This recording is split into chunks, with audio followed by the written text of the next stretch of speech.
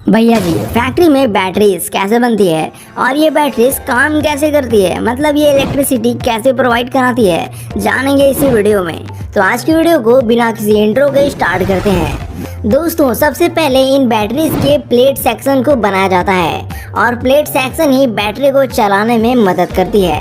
दोस्तों, आपको पता नहीं होगा कि इन बैटरीज का नाम लेड एसिड बैटरी होता है, क्योंकि इस बैटरी में 70% लेड का ही यूज किया जाता है। और जो टर्मिनल होते हैं जिनसे बैटरी को पावर मिलती है, वो भी बहुत हद तक लेड से ही बनी होती है। दोस्तों, प्लेट सेक्शन बनाने के लिए 3 पॉजिटिव प्लेट और 4 नेगेटिव प्लेट लगते हैं। नेगेटिव प्लेट को पॉजिटिव प्लेट के दोनों तरफ बिछाया जाता है और ये दोनों एक दूसरे के संपर्क में ना आए, इसीलिए सबस्ट्रैक्ट को लगाया जाता है।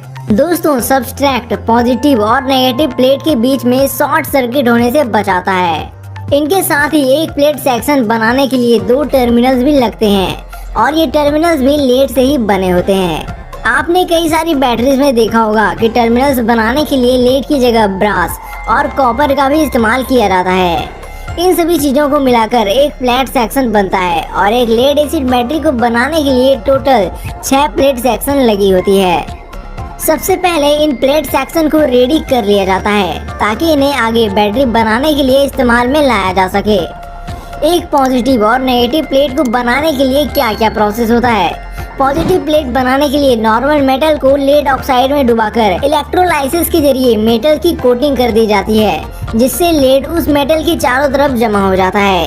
इसी तरह से नेगेटिव प्लेट बनाने के लिए सिर्फ हम लेड को इस्तेमाल में लाते हैं। प्रोसेस पिछली बार जैसा सेम होता है। एक बार ये प्लेट्स बन जाए तो इन्हें अच्छे से अरेंज करके आगे असेंबल करने के लिए भेज दिया जाता है और इन प्लेट्स को असेंबल होने में कुछ समय लगता है। दोस्तों, अक्सर मेट्रो सिटी से जो दूर दराज के इलाके जैसे फार्म हाउस और शहरों से दूर कृषि क्षेत्र जैसे इलाकों में बिजली की बहुत ज्यादा समस्या होती है और ऐसे इलाकों में गर्मियों में वोल्टेज भी काफी कम होता है, जिसके कारण बैटरी ठीक से काम नहीं करता। और आपको तो पता ही होगा कि कमर्शियल एरिया जैसे होटल, ऑफिस, मॉल्स ऐसे जगहों में इलेक्ट्रिसिटी 24 घंटे कंटिन्यूसली चाहिए होती है, क्योंकि इन एरियाज में लिफ्ट, एसी एवं अन्य electronic devices non stop continuous work करते रहते हैं और इतने सारे इलेक्ट्रिक अप्लायंसेस चलेंगे तो इलेक्ट्रिसिटी बिल ज्यादा आएगा ही। और इसी कमी को पूरा करने के लिए वहाँ पर जनरेटर का उपयोग किया जाता है, जो कि काफी भारी और महंगा भी होता है। और इन्हीं जरूरतों का एकमात्र सॉल्यूशन है लूम सोलर का कैमल 100 लिथियम बैटरी।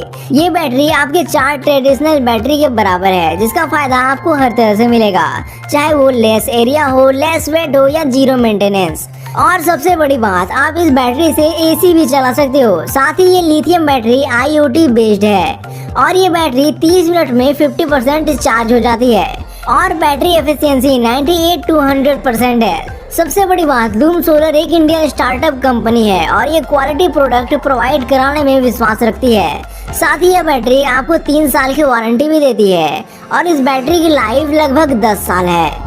और बाकी ट्रेडिशनल बैटरीज को देखें तो उन्हें समय समय पर मेंटेनेंस की जरूरत पड़ती है, उसका पानी भी बदलना पड़ता है। और कैमल 100 बैटरी में ऐसा कुछ भी नहीं है, ये बिल्कुल मेंटेनेंस फ्री है। और अगर आप इंडियन प्रोडक्ट को सपोर्ट करके एक क्वालिटी प्रोडक्ट को यूज करना चाहते हो तो आपको डिस्क्रिप्शन में कॉन्टैक्ट डिटेल्स और उनकी वेबसाइट का लिंक मिल जाएगा, जहाँ पर जाकर आप बाकी जानकारी ले सकते हैं और इस बैटरी को परचेज भी कर सकते हैं।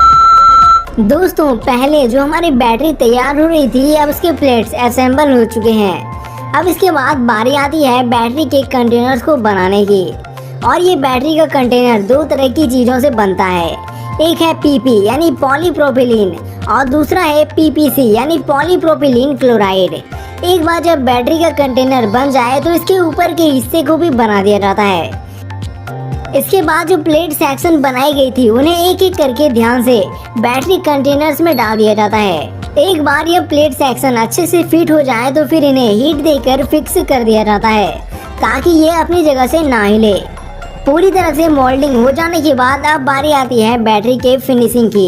एक प्लेट से लगभग 2.8 वोल्ट करंट हमें मिलता है, यानी पूरे बैटरी से एक वक्त पर हमें 14 वोल्ट का करंट मिलता है। बैटरी के ऊपर का ढक्कन लगाने के बाद इसके ऊपर टर्मिनल्स लगाए जाते हैं, जो कि लेड से ही बनी होती है।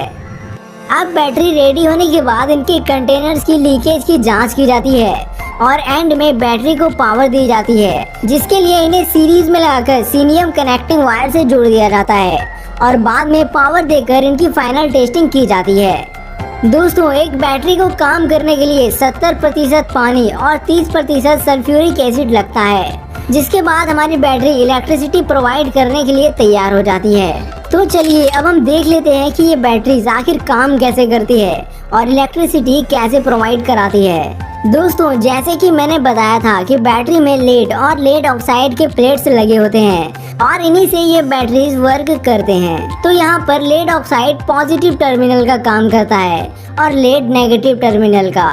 जब हम बैटरी में पानी के साथ सल्फ्यूरिक एसिड डालते हैं तो सल्फ्यूरिक एसिड का हाइड्रोजन एटम लेड ऑक्साइड के पास चला जाता है और सल्फेट आयन जो बचा रह जाता है वह लेड के पास चला जाता है। इसकी वजह से यह दोनों जगह पर अलग अलग लेड के कंपाउंड्स बन जाते हैं और इस प्रोसेस को इलेक्ट्रोलाइसिस कहा जाता है।